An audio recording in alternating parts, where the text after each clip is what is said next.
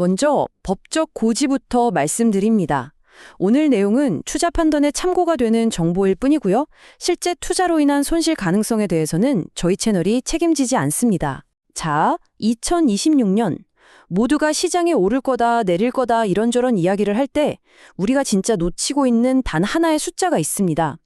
글로벌 빅파마의 수백조 원짜리 위기, 그리고 한국 코스닥 시장의 엄청난 기회를 바로 이 숫자가 하나로 연결하고 있거든요. 반갑습니다. 주식으로 세상 이해하기에 20년차 시니어 퀀트 전략가입니다. 오늘은 바로 이 거대한 두 개의 흐름이 만나는 지점에서 어떤 투자 기회가 생겨나고 있는지 데이터를 가지고 아주 날카롭게 파헤쳐 보겠습니다. 오늘 분석은 명확한 흐름을 따라갈 겁니다. 우선 저 멀리 글로벌 빅파마들이 어떤 위기에 처했는지 이 거시적인 그림, 즉 탑다운 분석부터 시작할 거고요. 그리고 그들이 살아남기 위해 어떤 새로운 M&A 전략을 쓰고 있는지 들여다볼 겁니다. 그런 다음 이 글로벌 흐름이 어떻게 한국의 코스닥 시장에 엄청난 기회로 작용하는지 그 구조적인 이유를 파헤치고 가장 유망해 보이는 기업들을 바텀업 방식으로 콕 집어서 분석해 드릴게요. 그리고 마지막엔 이걸 여러분의 포트폴리오에 어떻게 적용할지 구체적인 실행 계획과 리스크 관리법까지 깔끔하게 정리해 드리겠습니다. 자, 그럼 첫 번째 이야기부터 시작하죠. 글로벌 제약사들이 마주한 이 수백조 원 규모의 문제. 여러분, 이건 그냥 사업이 좀 안 된다 이런 수준의 얘기가 아닙니다. 지금 제약업계의 거인들 머리 위로 그들의 생존 자체를 뒤흔들 수 있는 말 그대로 퍼펙트 스톰이 몰려오고 있는 상황입니다. 화면에 보이는 이 문구, 이게 그냥 흘러가는 시장의 소음이 아니에요. 이건 기관 리포트의 핵심 결론을 그대로 가져온 겁니다. 올해도 글로벌 빅파마에게는 녹록한 한 해가 아닐 것이다. 지금 상황이 얼마나 심각한지 단적으로 보여주는 거죠. 빅파마의 위기는 어디 한 군데에서 터진 게 아닙니다. 지금 보시는 것처럼 세계의 전선에서 동시에 포화를 맞고 있는 형국이죠.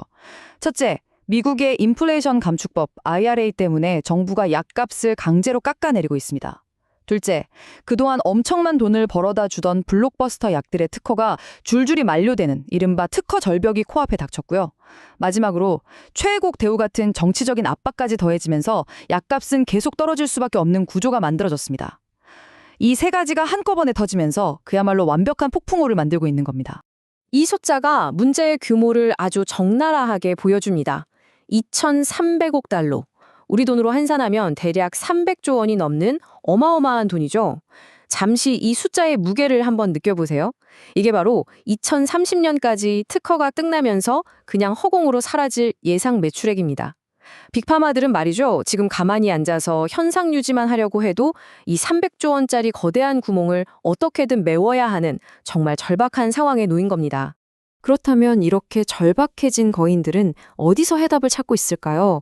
네, 바로 M&A입니다. 인수합병이죠. 그런데 말입니다. 이건 우리가 알던 과거의 M&A와는 완전히 다른 새로운 규칙의 게임이 시작됐다는 걸 아셔야 합니다.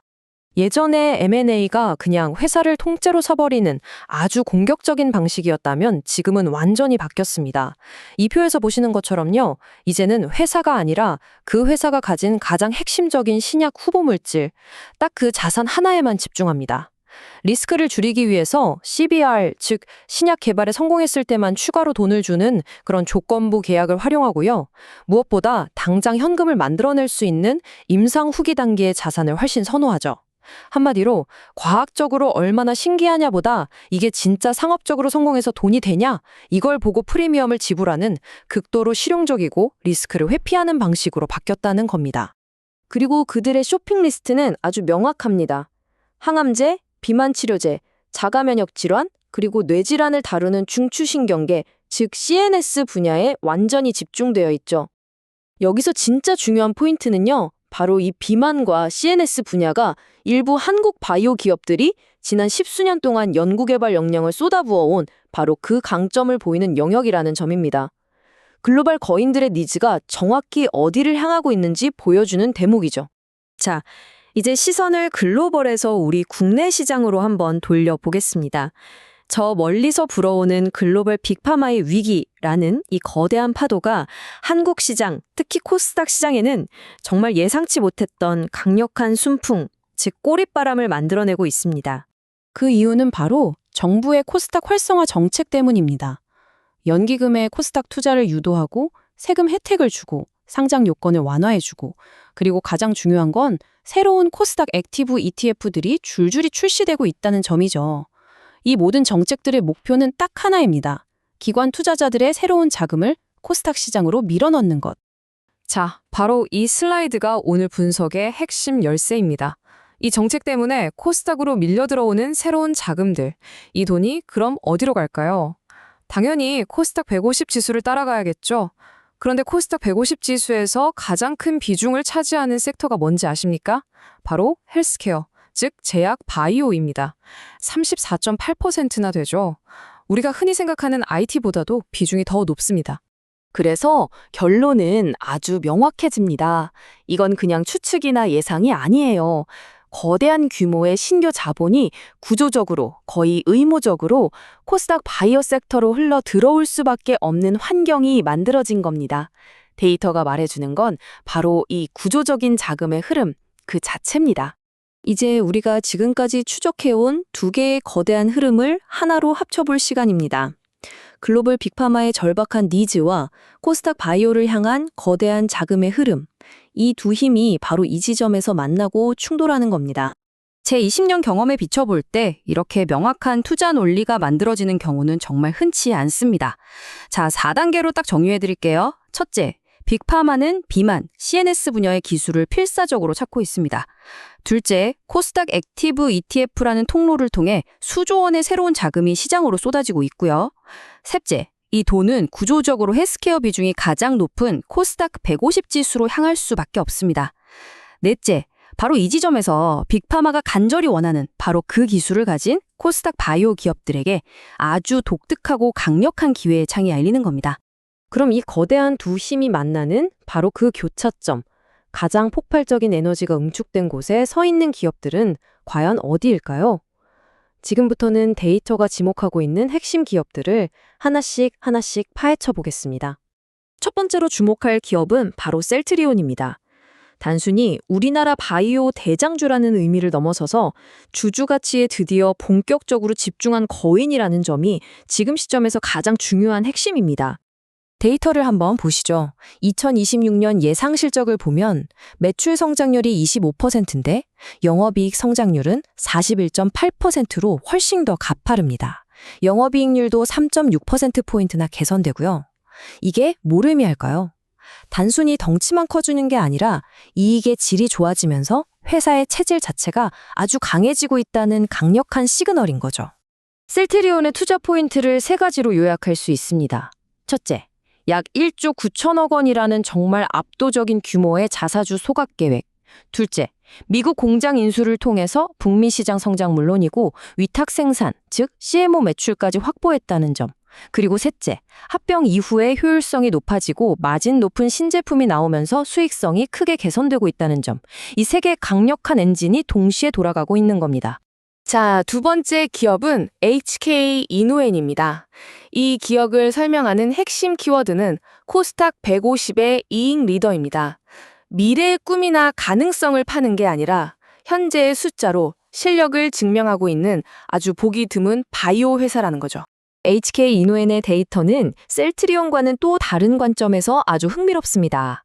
매출 성장률은 완만해 보이지만 영업이익 성장률은 15%에 달하죠. 개발 단계에 있는 대부분의 바이오 기업들이 적자를 면치 못하는 현실 속에서 이렇게 꾸준하게 이익을 내고 또 그 이익을 성장시킨다는 건 이 회사가 엄청난 구조적 경쟁력, 즉 해자, 모트를 가지고 있다는 확실한 증거입니다. HK 이노엔의 가치는 크게 세 가지에서 나옵니다.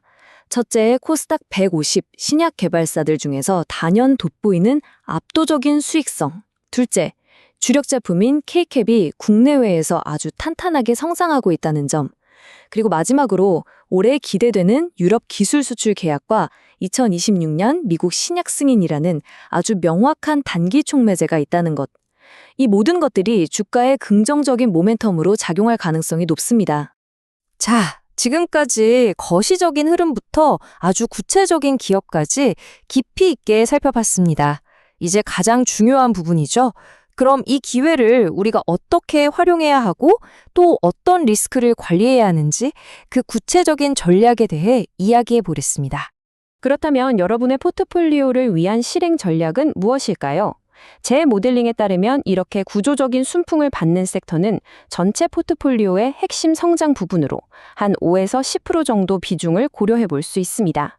다만 바이오 섹터는 개별 기업의 임상 결과 하나의 변동성이 워낙 크기 때문에 오늘 분석한 두 기업처럼 이미 확실한 이익을 내는 안정적인 종목과 기술 수출 가능성이 높은 소형주를 예를 들어 7대3 정도의 비율로 분산 투자하는 것이 리스크 관리의 핵심이라고 할 수 있겠습니다.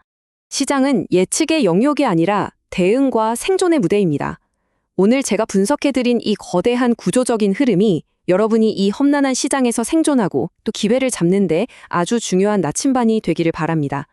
이처럼 데이터에 기반한 실전 생존 전략을 계속해서 얻고 싶으시다면 구독과 알림 설정으로 저희와 함께 이 항해를 계속해 주십시오. 다음 분석에서 또 뵙겠습니다.